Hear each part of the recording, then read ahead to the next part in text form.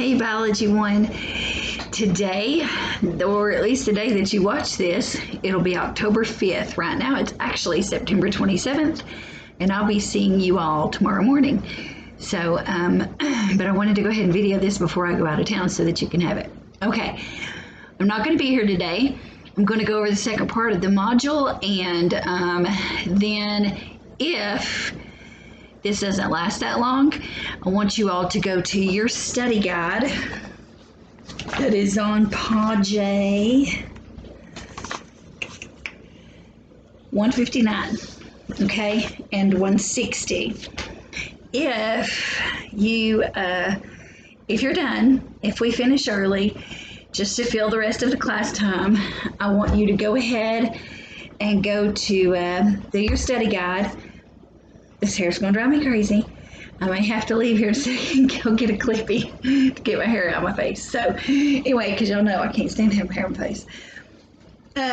So what I want you to do is finish your on your owns. Do that first.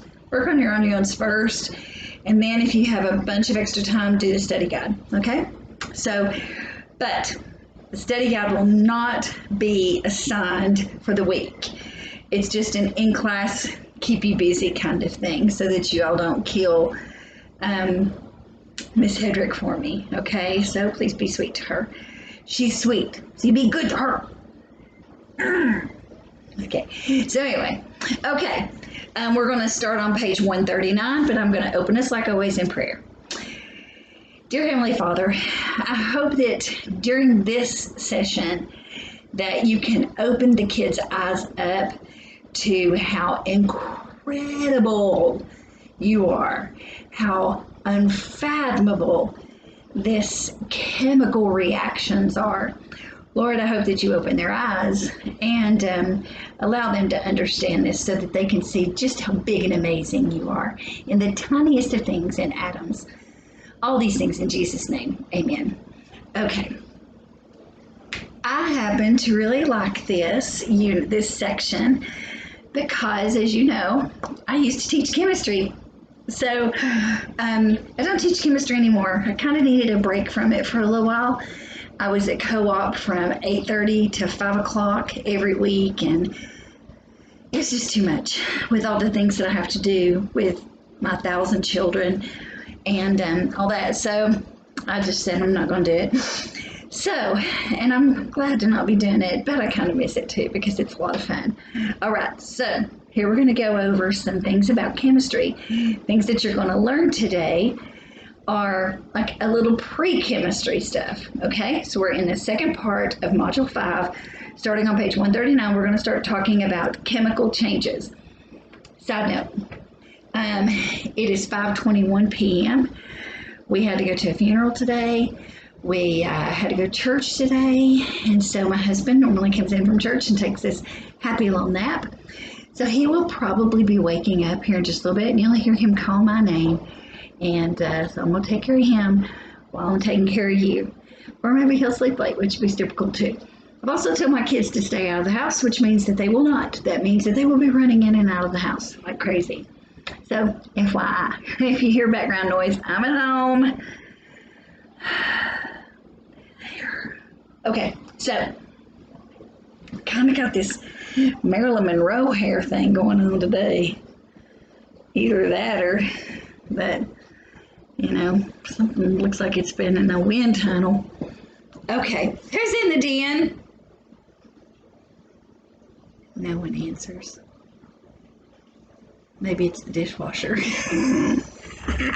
Okay, 139, page 139. I'm going to keep on track so we can finish and you can do your stuff. Because I got to make supper. Okay. So let's see. I'm doing a lot of reading today too. Sorry.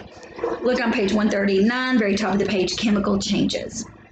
Now that you've spent some time on physical change, we need to study what chemical change is. Remember that chemical changes occur when the molecules in a substance change their chemical makeup. Now, for example, most people have seen a natural gas stove or a furnace flame. It is a pleasant blue flame that can be used to cook food or heat a home. Well, in order to make that flame, natural gas is burned. The main component of natural gas is methane, and it has a chemical formula of CH4. Methane is CH4. Thus, a molecule of methane is one carbon linked with 4 hydrogen atoms. When methane burns, the oxygen in the air interacts with the methane molecules, changing them into water molecules and carbon dioxide molecules. The resulting chemical change causes energy to be released. Okay. And the energy is released. What happens when energy is released? Typically, it gets really hot. So when energy is released, heat is released. I'm going to grab some pens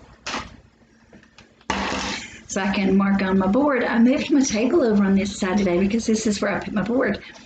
Put my new board, it's huge. I put my new board over here next to my flagellator so that, one, we can do schoolwork. It's kind of out of the way. I don't have another place to hang it in the house. And it's kind of safe here. I can also put my menus on it, so it's kind of cool. Okay, I need to move my grocery list there too. Okay, anyway. So, methane and oxygen interact to make water and carbon dioxide. Now, one of the things that we're going to be looking at is a chemical formula for that. So we've already said that there is one carbon and how many hydrogen? 4. One carbon, 4 hydrogen. When it's mixed with oxygen, as all combustion reactions do, so when something goes, okay, that combusts, it has to mix with oxygen in order to have that combustion. So it produces, this little thing right here means produces, okay? So this little arrow means produces, and oh, I just stepped in the dog's bowl. So what it produces is water and CO2. So it's H2O plus, oops, I'm getting over to the side, CO2. You probably know that H2O is what? Answer me. Did somebody say water? It's water. CO2 is carbon dioxide, okay? So when we have methane and mix it with oxygen, it goes and turns into a flame. It releases heat, and in that energy release, it turns into a one water molecule and a CO2. Here's a little chemistry trick, okay? Notice on this side, if I were to count how many carbons there are, I've got 1 carbon here and 1 carbon here. So my carbons check off, right? Right here, I've got how many hydrogen? 4. And how many do I have over here? I have 2. So my hydrogen, it does not equal the same thing. All right, we get that? Let's move to oxygen. How many oxygen? I have 2 over here and 2, 3, because that counts as 1. 2, 3 over here, so that's a. Now, in a chemical reaction, even though these, the C and the H and the O, all split up, they don't decrease in number. They're going to stay the same. So we're going to have to find a way to balance out this equation. Let me make sure I'm in the right, yes I am, I'm in the right area. So my C's look okay, but my H's don't. In order for my H's to be the same, I have 4 over here and I have 2 over here.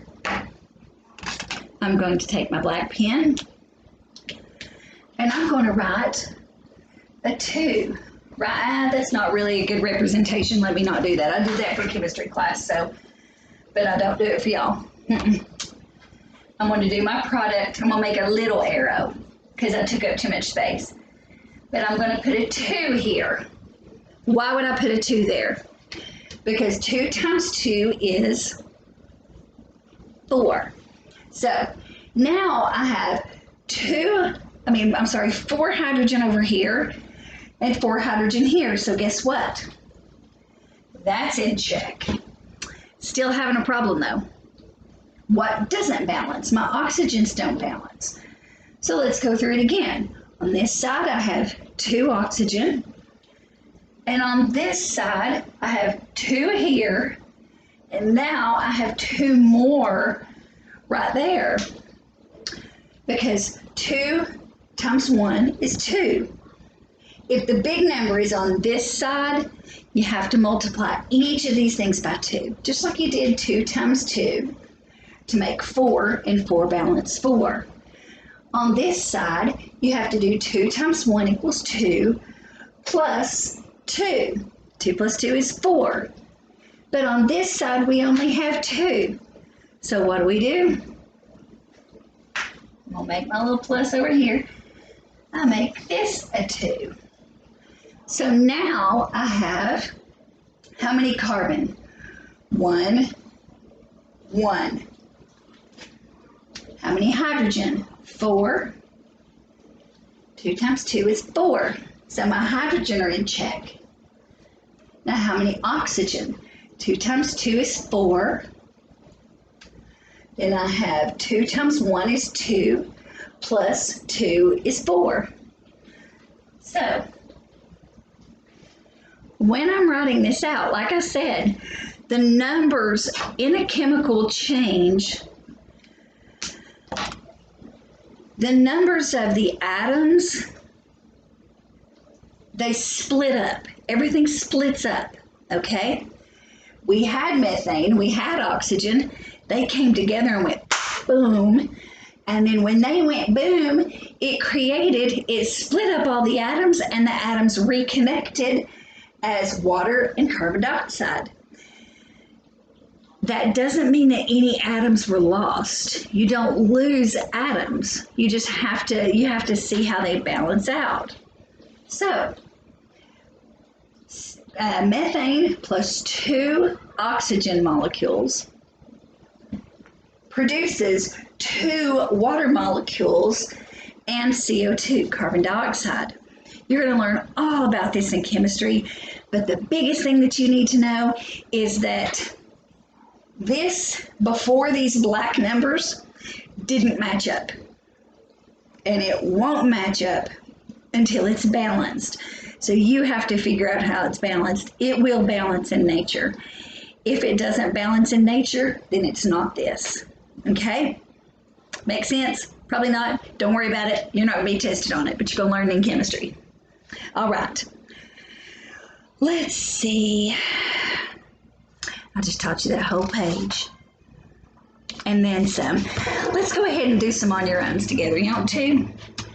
I'm going to get a paper towel real quick. I'm going to keep talking as I'm on this side of the board, as to let you know I have not left the room. Oh, a penny. I found a penny on the floor. I'm rich. This is my Christmas jar. Think I got enough for Christmas?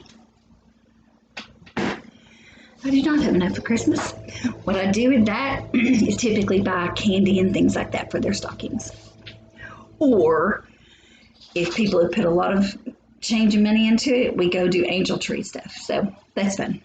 Okay, I'm going to wipe this off. And thank the Lord this stuff wipes well. So let's look at on your own number 1. 511.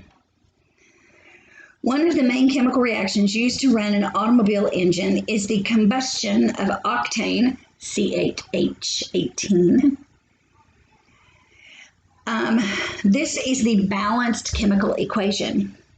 2 C8H18 molecules, that's 2 octane molecules, plus 25 oxygen molecules produces 16 carbon dioxide and 18 waters.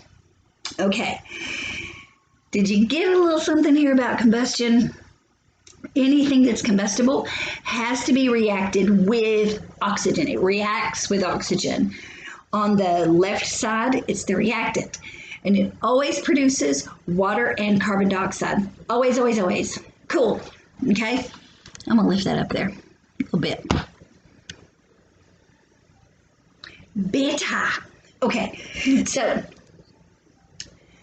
511A. Write the chemical formula on the reactant. Now remember, I told you the reactant side is everything on the left-hand side. We're not looking for the number of molecules. We are looking for the chemical formula. That's it. Not, oh, you see that? I'm losing it, y'all. We're not looking at the number of molecules. We are looking at the chemical formula. So what is the chemical formula? The chemical formula is octane. C8H18 plus O2. That's the chemical formula. Well, why are these numbers not here? Because it's not asking you how many molecules there are. It's wanting to know what the chemical formula is of the reactant. It's not even asking you about the product, what it makes. It's just asking you this. Why are there no numbers? Not the number of molecules, but also it doesn't have to balance with anything because it's not asking you that. Does that make sense? Good. Go. Okay. Now, that is A. B, write the chemical formula of the product. Well, I done told you the product of any combustion is CO2 and H2O. That means produces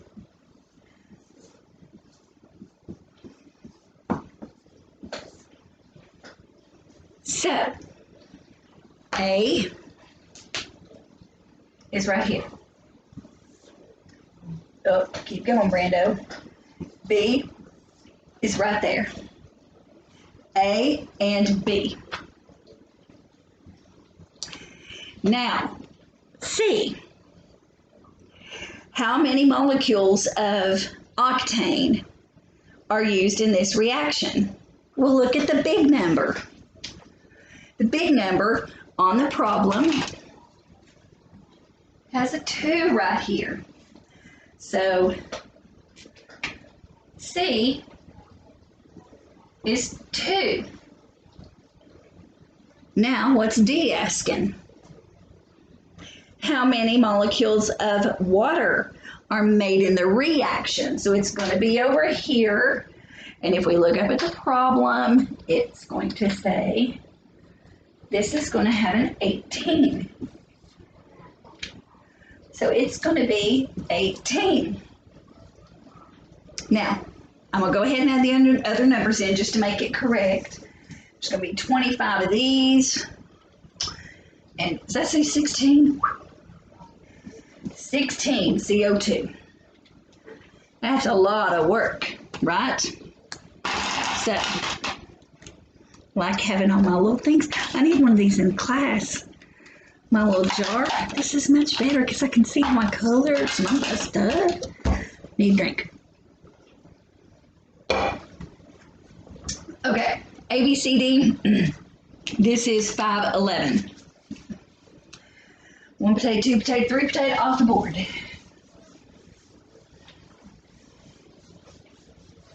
Now, moving on. Photosynthesis.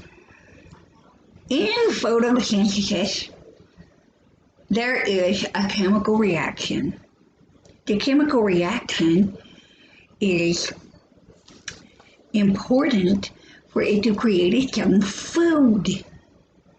I just feel silly. I haven't slept much. If I was to look at my thing, I'm going to do it. I'm going to do it right now.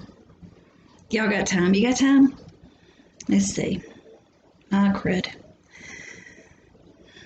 I'm looking at how I slept last night. I slept like crud. It says I slept for 6 hours. I seriously doubt that.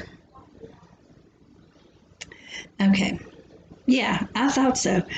I knew I was awake in the middle of the night for about an hour. But look here. That is where I was awake. This is where I slept. It says I was dreaming right there. No, dreaming on these little spikes. You know what I was dreaming last night? I was dreaming that I was making lists. You know why? Because that's what I do. I make lists. I'm a list maker. I make lists and check things off every day. And I was making lists all in my dream. I worked all night long. It stunk. Because then I woke up this morning thinking, gosh, I've been working all night. And then I thought, I done got my list. So anyway, what were we talking about? Photosynthesis. Okay, so basically inside of anything that lives, an autotroph, anytime that there is photosynthesis, there has to be a chemical reaction inside of there in order for it to make its own food. Well, what is food in photosynthesis? It's glucose. Now, that's going to be something, oh Lord, what have I done to myself? That's going to be one of those things that you're going to need to know. All right, so the balanced chemical equation for photosynthesis is right here on the page. You might see it again, you might already know it, okay? Just memorize it, just do it, just memorize it. Okay, you've got 6 CO2. Oh, this pen don't work good. I'm throwing it away. Let's go with brown.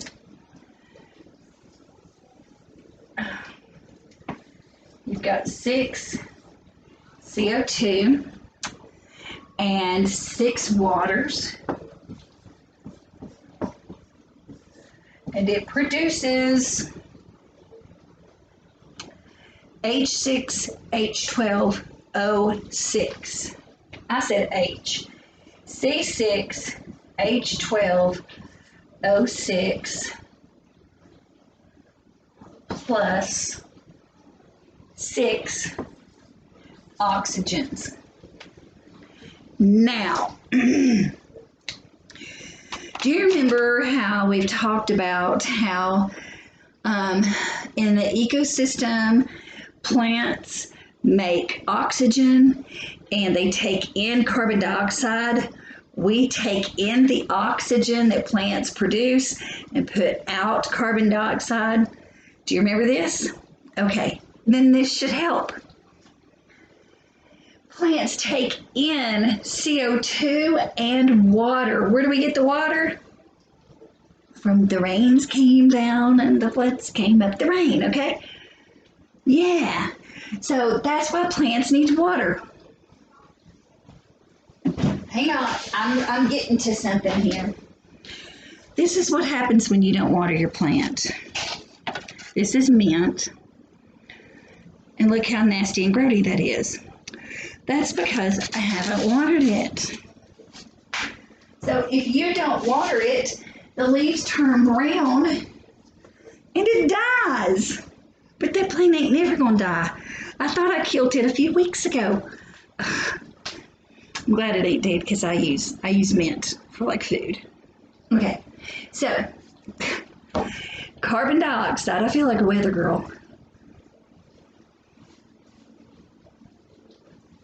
Yeah, there ain't nobody want me for a weather girl.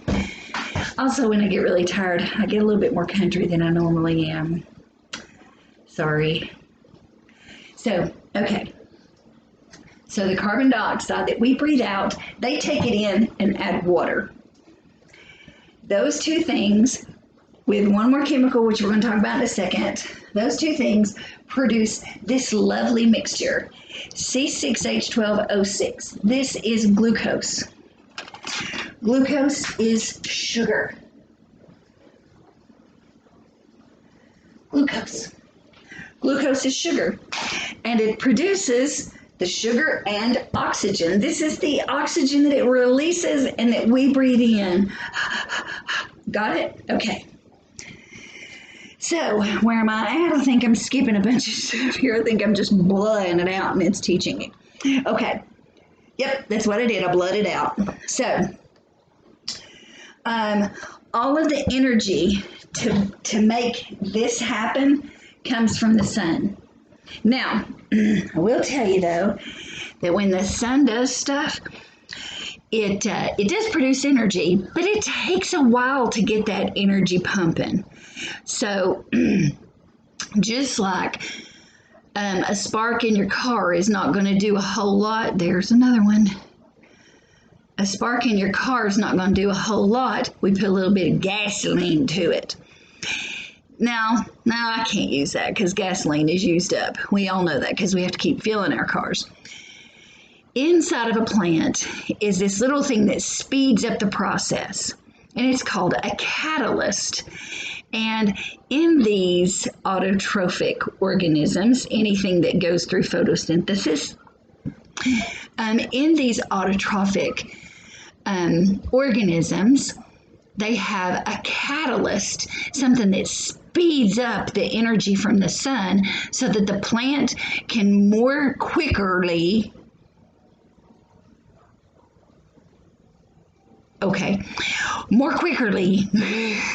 faster. It'll speed up the sun's energy inside of the organism. How crazy is that? The catalyst for this organism is called chlorophyll. Did you know that? Did you know that? Did you know that? It's called chlorophyll. Chlorophyll is the stuff that's green and makes leaves and algae and all that crud look green. It's a catalyst. It speeds up the energy process.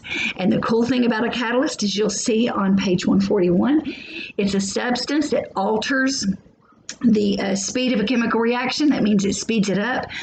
But the catalyst is not used up in the process. It means the chlorophyll is not used up in the process. Yes. Unlike the gas in our car. Gas in the car gets used up. Chlorophyll does not get used up. It's still there.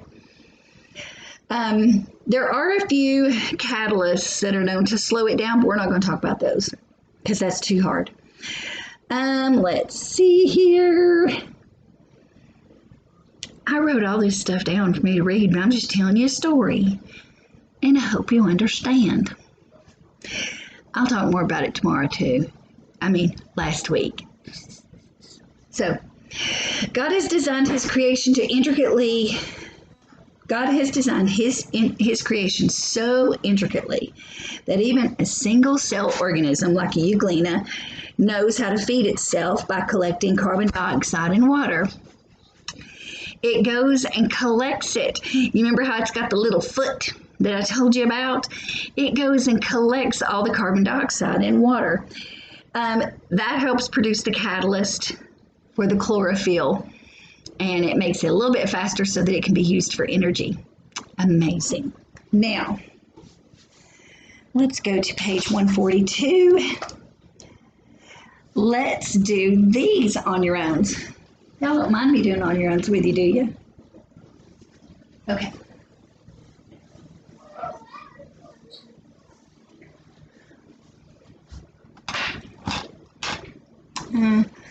Trying to find a good color.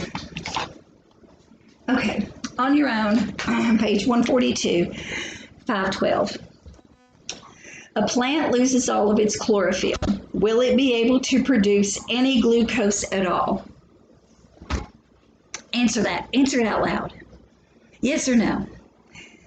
If a plant loses its chlorophyll, will it be able to make any glucose at all? Yes, it can. It can because remember that's its job. Chlorophyll is the catalyst. It's what speeds up the process. But the process through the energy of the sun can happen on its own. Okay? That can happen on its own. It just happens slower. So in this case, it would happen slower. Now, 513. A chemist is trying to speed up a chemical reaction. If the chemist does not have a catalyst, what other means can be used? Ooh, that's a good question. So let's say I'm going to give you a couple of clues. In order to speed up a reaction, would you think that you could use ice, try to freeze it up? Or maybe some heat? Would heating it up speed up a reaction? Yeah, heating it up. If you increase the temperature, then that means you're going to increase the reaction because heat has a lot of energy in it, right? So, really cool. Organic chemistry. Let's look on page 142. Organic molecules. I call them CHONs. CHONS or CHONP. It's either a CHONS or a CHOMP. I know that's not CHOMP, like chomp, chomp, chomp. It's a CHONP. Just go with me here, okay? All right, so CHONS. Anything in organic chemistry, an organic molecule is going to contain carbon plus hydrogen or oxygen or nitrogen or sulfur. It can also contain carbon, hydrogen, oxygen, nitrogen, and phosphorus. So that's why I give you both options, CHONS or CHOMP. Organic chemistry is a molecule that contains only carbon in any of the following: hydrogen, oxygen, nitrogen, sulfur, and or phosphorus. Biosynthesis, that's your next vocabulary word down there. It's the process by which living organisms produce larger molecules from smaller ones. Biosynthesis, when a living organism takes small molecules and makes bigger ones, that's biosynthesis. Bio means life. Synthesis means production. So you take small molecules, put them together, and make a bigger one. Okay. I read that again. Photosynthesis is an example of biosynthesis. Living organisms like plants take small molecules like CO2 and H2O, put them together and make glucose. Glucose is bigger than CO2. It's bigger than H2O. It has more components in it. Now we're going to talk about carbohydrates. I call carbohydrates Mr. Cho, okay?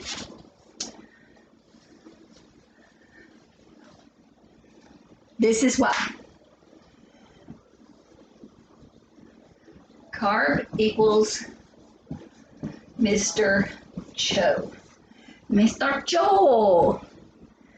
Carbon, hydrogen, and oxygen. That is what a carbohydrate is made out of. Carbon, hydrogen, and oxygen. They have the same ratio of hydrogen atoms to oxygen as water does. Okay, so I'm going to show you a general ratio for a carbohydrate. C6H12O6. H2O, water, okay? Now remember, a carbohydrate adds carbon, and hydrate means water. Carb means carbon. So what you're doing, a carbohydrate is basically just mixing water and carbon and water. So it's in this same ratio. Remember, I'm going to put this in black so that you can tell the difference.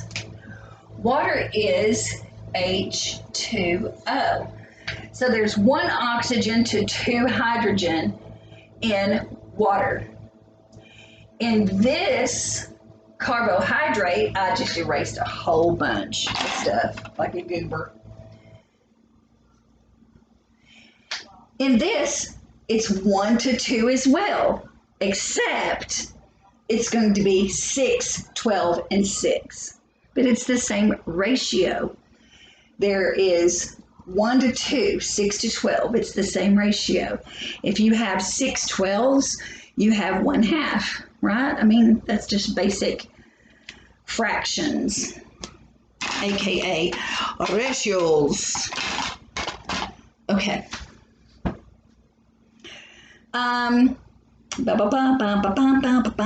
Ooh. Next thing we're going to talk about, y'all ain't gonna like. I'm sorry. Ugh. Next thing we're going to talk about is,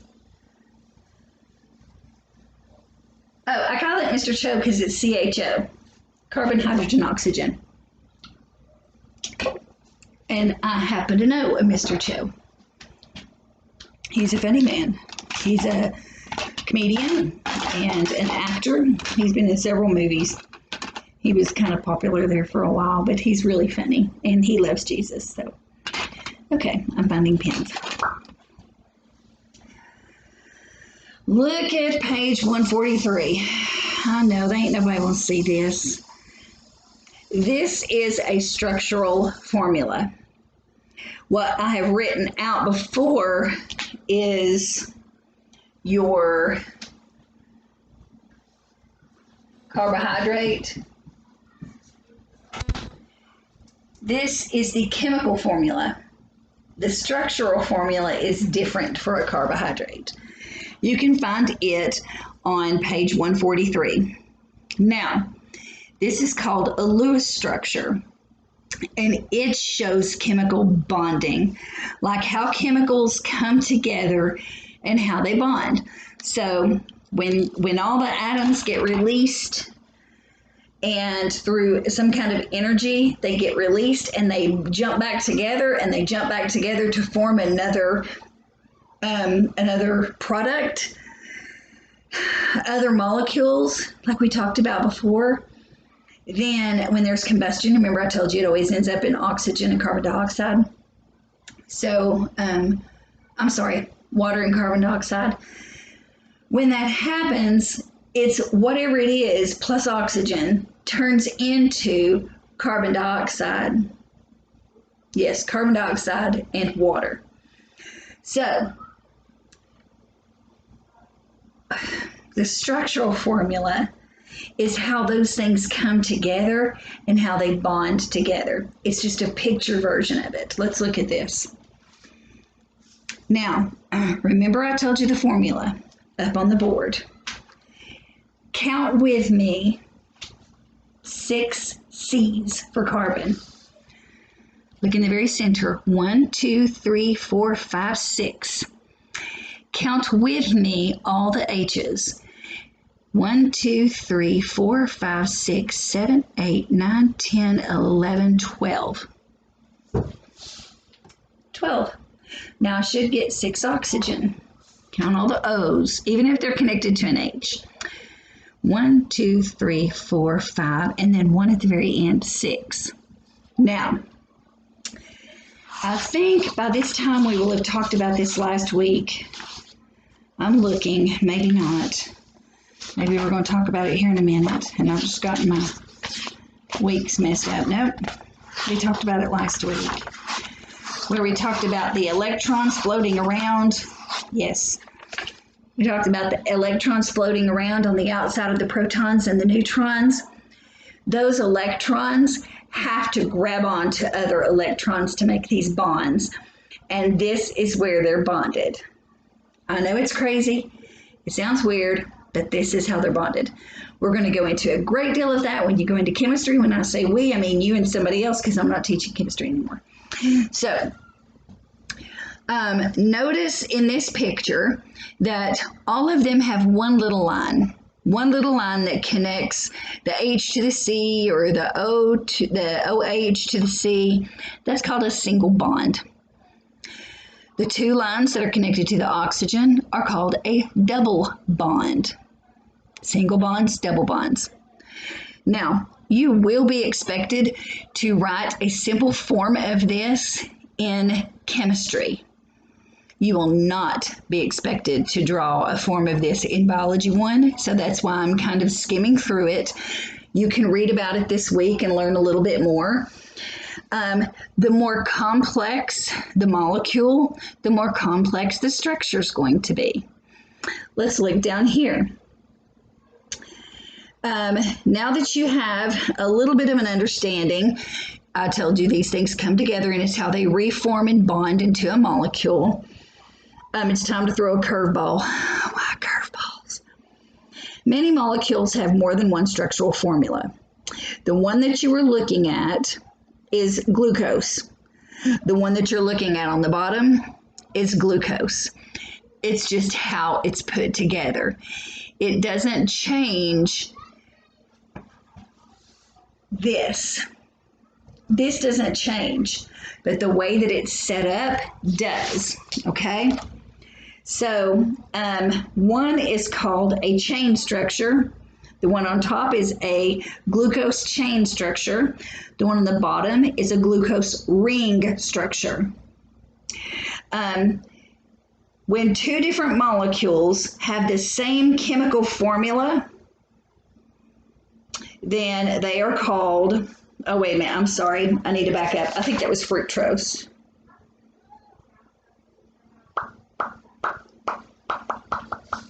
Yes, it's just a different kind of sugar. Glucose is sugar, it's a different kind of sugar, but it has the same glucose formulation. But it looks different. It's in a ring structure. When two different molecules have the same chemical formula, they are called isomers. Isomers, later you'll call them something similar to isotopes. Y'all familiar with that word? They have two different molecules that have the same chemical formula. Two different molecules have the same chemical formula, okay? And here we are, here we're looking at them. We have glucose and fructose. Glucose and fructose have the exact same chemical formula, but they are structured different. They come together differently, and that means that they will be metabolized, used in plants, used in your body very differently. Page 145. Glucose and fructose belong to a class of monosaccharides. Can I help you? No. Okay, he's getting a drink. Glucose and fructose belong to a class of, can you hear her? She's so sweet. Hi, JC. Oh, hi there, baby girl. She's licking up her water. Okay. The simple sugars are called monosaccharides. Mono means one, and saccharide means sugar. So that means a simple carbohydrate that contains 3 to 10 carbon atoms. Simple carbohydrate that contains 3 to 10 carbon atoms. The reason that these are called monosaccharides is that they form the basic building blocks of more complex carbs called disaccharide. So, mono, one, I'm sorry, I put dia. My bad. Tri, 3. Y'all know these? Mono means 1, di means 2, tri means 3.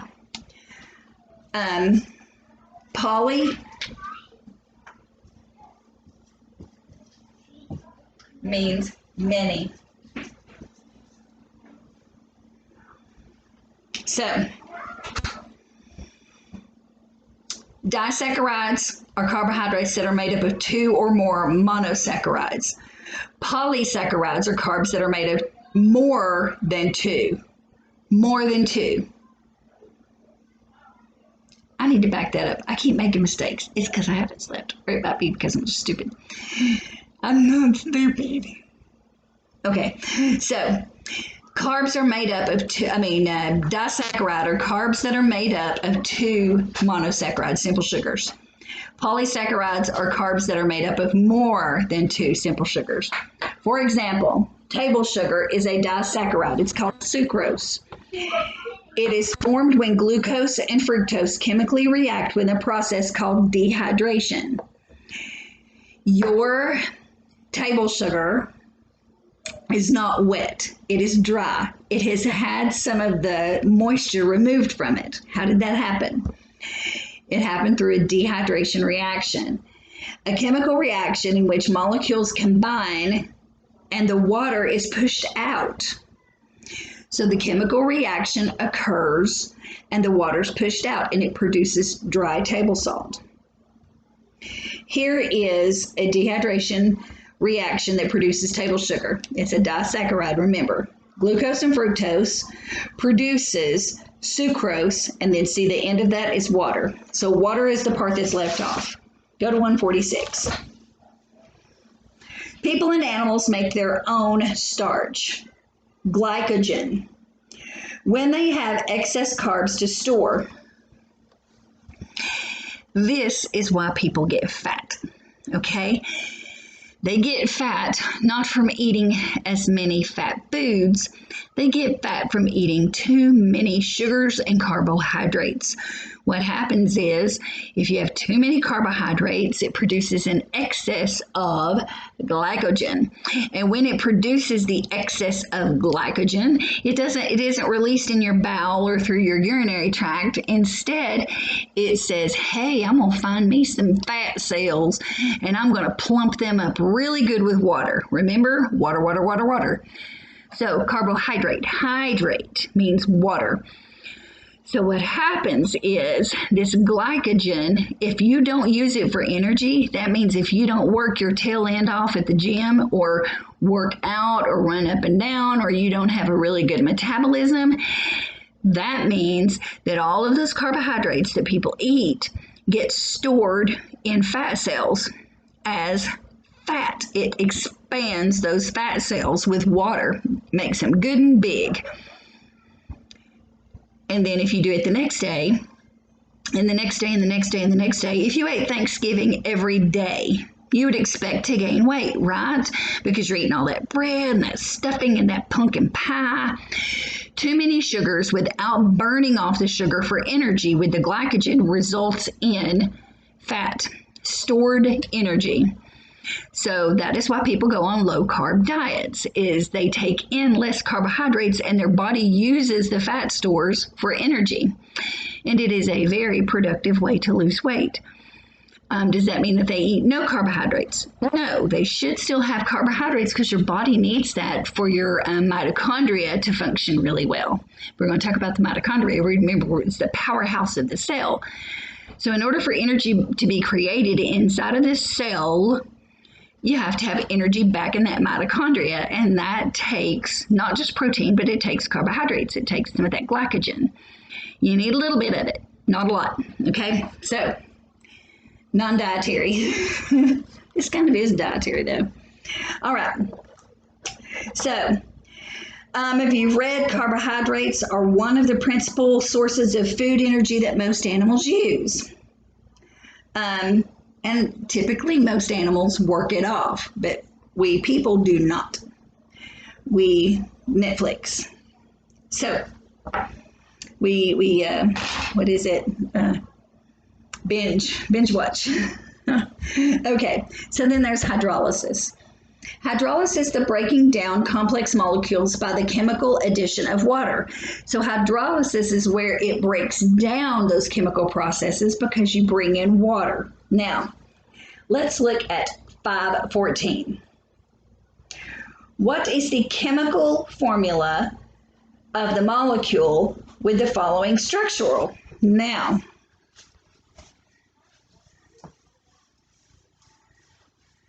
we're not looking for the structural, we're looking for the chemical. So that means we're going to have, what have we got here? C and H. We're going to have a C and an H. How many C's do we have? We have 2 C's. How many H's?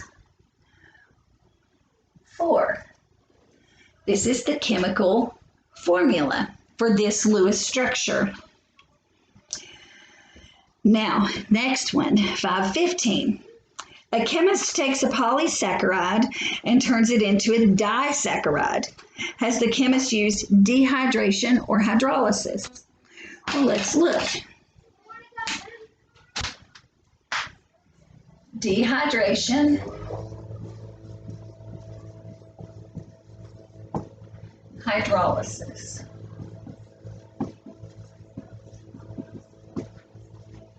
Flip the page back. Dehydration is a chemical reaction which molecules combine by removing water. When the molecules combine, remember, it makes something bigger. So the dehydration process makes it bigger. Hydrolysis breaks down the complex molecules by adding water. So this breaks it down.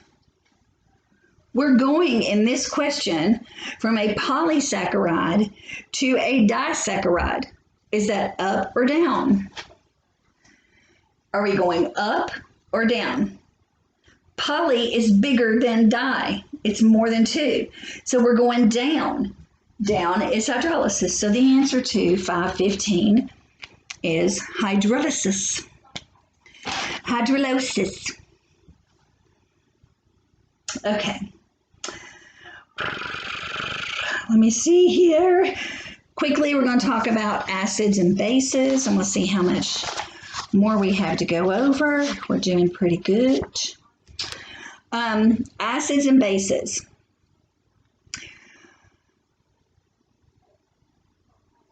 The way to tell whether something is an acid or a base is to taste it.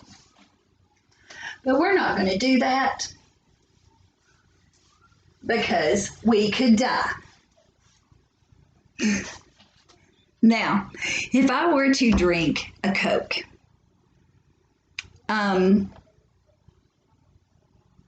in general, an acid has a little bit of a sour taste. And I just lost my thing. Where a base tastes a little bitter. So think of lemon juice, orange juice. Would you consider those acidic? I would. A Coke, a Coca-Cola, is only acidic because it has CO2 in it, and CO2 is acidic.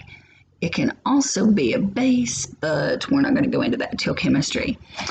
But the CO2 is what makes the fizzy acid, okay? It's what sets it off, but there's also sugar in it, and that's why it's tricky on that one, because it's sweet and not sour. Bases tend to be bitter. If you were to go into your cabinet and take a sip of your Lysol, it'd be bitter. If you were like me and when you were little said lots of bad words, I really didn't say lots of bad words, but I said enough to get soap in my mouth. I don't even remember what I said. I was in kindergarten. My mama brought me home and shoved a bar of soap in my face. But I had to put soap in my mouth because I said a bad word. And I can attest to the fact that it is bitter. It was no fun. I didn't like it. And to be honest, it didn't keep me from saying too many bad words. But because I was a horrible child, apparently. I'm going to tuck it back like that. So, but I found out that soap and soapy products are bitter because they're bases. Now, what you're going to see anytime that you're looking at a chemical formula, let's look at the chemical formula on 146 and 147. We're just going to skim through that. Anytime you see an OH, that's hydroxide, and hydroxide is always an acid. And then there's another group called an amino group or an amine group, and that is what bases are made of. Now, in order to figure this thing out, scientists found a way to test if something was an acid or a base. You're also going to do that in chemistry. It's a lot of fun. Let's look at this figure 5.6 at the bottom of page 147. Starts at a 0 and ends at 14. We're looking at things that are from the lowest 0, and it's extremely acidic, all the way to 14, which is extremely a base. Now, I will tell you that if you got lye, which is a base, on your hand, it would burn. It burns you. It absolutely will eat through your skin. Also, on the other end of the spectrum, if you had battery acid, you better believe it's going to eat through your skin. Then at about a 2 to 3, we're going to see lemon juice and vinegar. Did you know that you can cook food in lemon juice and vinegar if you set it in it for a long enough time? If you put a little piece of meat in a little tiny piece of meat inside of a cup of vinegar, it'll cook it right up. So that's why people put marinades. People put their meat in marinades and it makes it taste good. Well, it makes it taste good because what it does is it starts the cooking process. The acid starts to eat away and it gets into the meat and makes it flavor really well. So you can do that with lemon juice, orange juice, Coca-Cola. I really like to put hams in Coca-Cola. Makes them taste so yummy. Vinegar, all that good stuff. Then we come up to 4, and there's tomato juice. 5 is rainwater. Rainwater is slightly acidic as well. Interesting to know. That's it's the running of water that makes rocks smooth. Remember that. Then we have 6, and then we have 7. See how 7 is black? It's neutral. Neutral means it's not too acidic, but it's not yet a base. Okay, so it's the happy spot. It's where blood is. It's also where milk is. Now, milk and blood are both neutral, not acidic or a base, because your body has to live in a perfect pH. The pH is close to 7. And so we have to live in that perfect little happy spot there. And we do that by our milk and our blood being the same. Then we start bumping up to 8. That's a whole alkaline. This is the bases. Everything 8 and up is base. And so your household ammonia is about a 12 and lye is a 14. They're cleaners and they are designed to, like lye. Have you ever heard of them making lye soap? Well, they would mix all the lye up and then they would combine it with animal fat, and they put a little bit of lye to the animal fat, aminals. Ugh. So what they would do with the soap is you could put the lye soap on your skin because it had animal fat in it, and it would oil up your skin a little bit.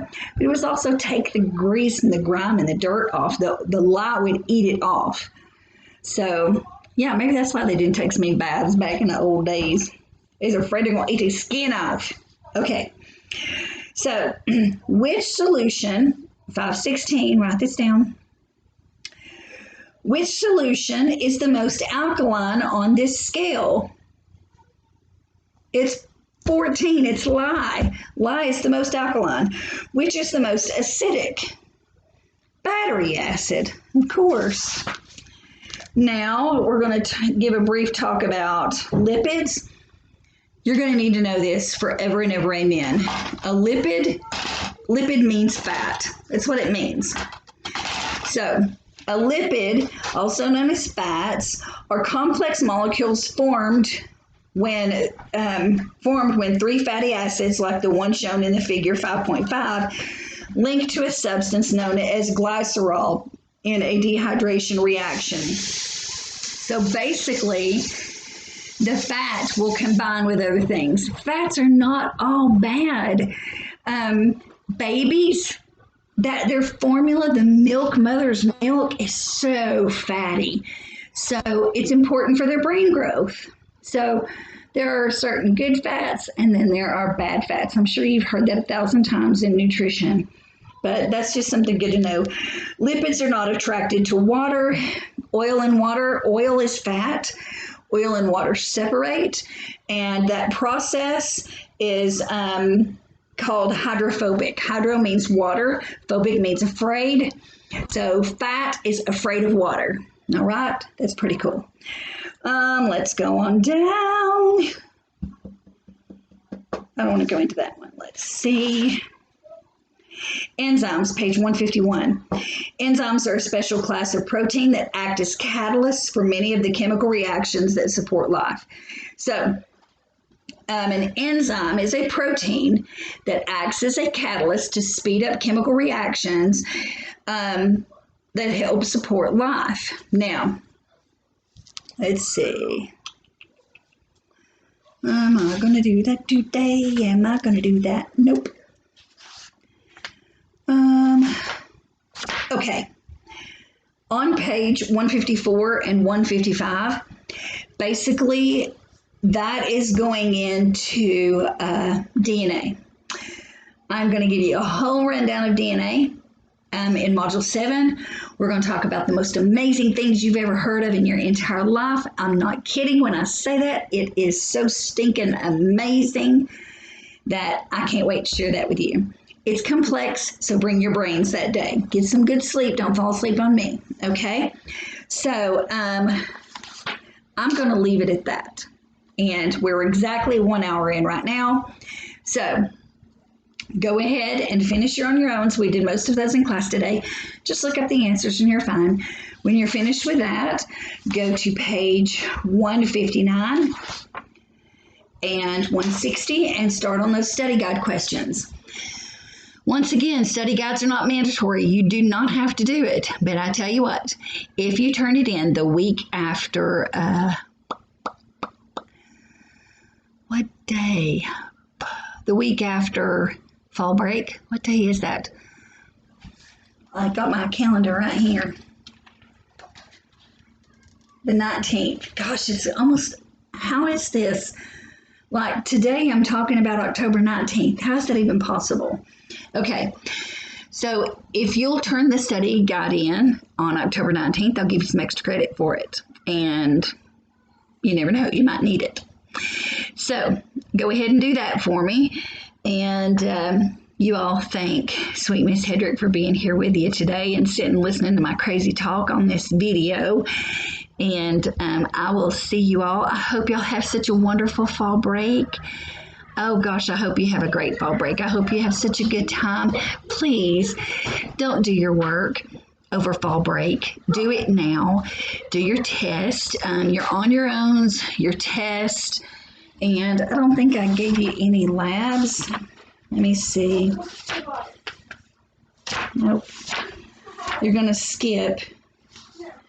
You're going to skip 5.3.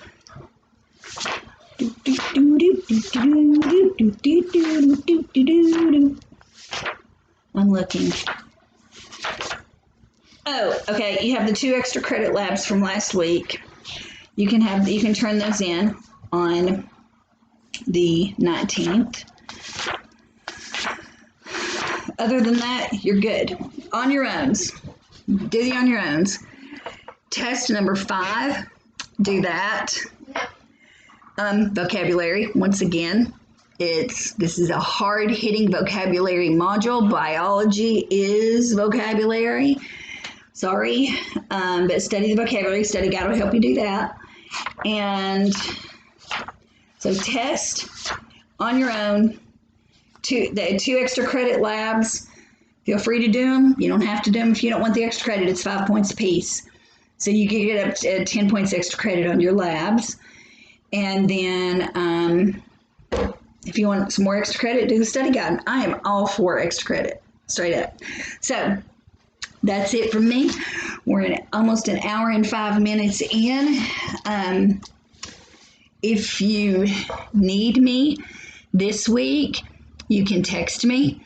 I really got home yesterday. I say I got home yesterday. By the time this video hits you, it will have been yesterday. I haven't even been to the beach yet. So, hey, babe. Hello. So go ahead and if you need me this week, text me or call me Monday through Friday till 5 o'clock p.m. Don't call me on the weekend. Do not text me in the evenings because I will not respond to your phone calls, okay? Email, text, call till 5 o'clock.